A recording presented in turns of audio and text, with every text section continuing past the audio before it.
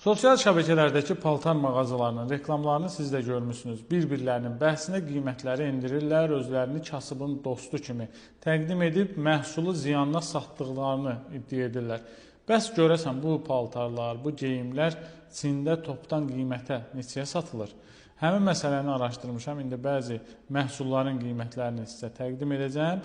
Bu videoda görürsünüz bu kurtkaları, üzərində yazıları da var. Sözü gedən kurtkalar cəmi $1 satılır. Hansı ki Bakıda endirimli qiyməti 40-45 manatdır. Bəzən 30 manata da kimsə endirim edir və məhsulu bar-bar bağırır ki, ziyanına satır.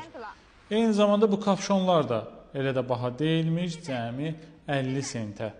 ABŞ dolları ilə desək 50 sentə satılır. Bakıda da bu məhsulları 30-35 manata böyük endirimlə cəmaata belə deyim, minnət qoyaraq satırlar, güya ki ziyan edirlər.